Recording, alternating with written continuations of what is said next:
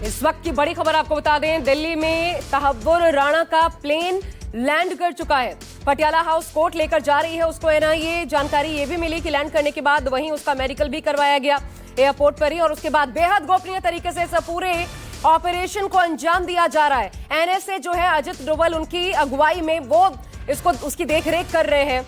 इस पूरे ऑपरेशन की खबर ये भी है यूएपीए के तहत केस चलेगा। मैं सीधा रुक कर रही हूं, प्रशांत देव हमारे साथ मेरे सहयोगी जुड़ रहे हैं इस पर अपडेट्स के साथ। प्रशांत, क्या अपडेट है आपके पास, क्या जानकारी, कहां रखा जाएगा, कोर्ट लेकर जाया जा रहा है, अब तक क्या इंफॉर्मेशन, क्योंकि बहुत गोपनीय रखा गया है इस पूरे के पूरे ऑपरेशन को। ये बिल्कुल ठीक कहा आपने, चूंकि सिक्योरिटी रीजन से गोपनीय रखा जाना ही था इसको, इसीलिए बहुत ही सीक्रेट प्लान के तहत अमेरिका से वो भारत लाया गया है। जो बात आपने अभी बताई कि चूंकि एयरपोर्ट पर ही पालाम एयरपोर्ट, टेक्निकल एयरपोर्ट जहाँ पे वो लैंड हुआ है, आधे घंटे पहले उसके मेडिकल एग्जामिनेशन हो रहे हैं, जो एक कानूनी प्रक्रिया है। इमिग्रेशन चेक जो होना है वो भी हो चुका है। अब किसी भी थोड़ी देर में वो वहाँ से सीधा पटियाला हाउस कोर्ट, जो कि विशेष अदालत है एनआईए की, वहाँ उसको पेश किया जाएगा। और आपको बता दें कि चूंकि आज छुट्टी का दिन है, इसलिए आज छुट्टी वाले जज साहब नहीं बैठे हैं, जो कंसर्न मजिस्ट्रेट हैं वही बैठे हैं। तो वहाँ पे सुनवाई होगी। और अब दो चीज़ है, या तो उसको जुडिशियल कस्टडी यानी कि तिहाड़ जेल भेजने की बात रखेगी एनआईए, या फिर पुलिस कस्टडी यानी कि रिमांड पे लेके पूछताछ करने की बात रखेगी। तो ज़्यादा चांस है कि उसको रिमांड पे लेकर के एनआईए मुख्यालय लेकर आया जाएगा। और जहां पे इस वक्त हम खड़े हैं, और पूरी तैयारी यहां पे सुबह से है, और धीरे धीरे करके फोर्स यहां पे आ रही है। जैसे ही पटियाला और कोर्ट से वो वापस होंगे, यहां पे पूरा अरेंजमेंट यहां पे कर लिया जाएगा, और जैसा कि पहले ही किया जा चुका है।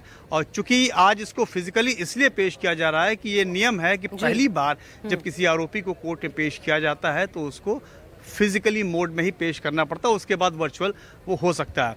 तो एनआईए को एक बड़ी कामयाबी ज़रूर मिली है, जैसा कि उन्होंने अपने आधिकारिक बयान में भी कहा है कि एक बहुत बड़ी कामयाबी एनआईए को मिली है इस प्रत्यर्पण से। और अब जो इससे जो जानकारी मिलेगी, बहुत सी महत्वपूर्ण जानकारियां अदालत के सामने रखी जाएंगी। हालांकि वो अदालत की प्रोसीडिंग इन कैमरा है, वहाँ अंदर मीडिया अलाउड नहीं है। तो अब उसके बाद अब धीरे धीरे इसकी जांच में आगे बढ़ेगी, और भारत को, जैसे कि तमाम लोग कह रहे हैं, बता रहे हैं कि बड़ी कामयाबी मिली है।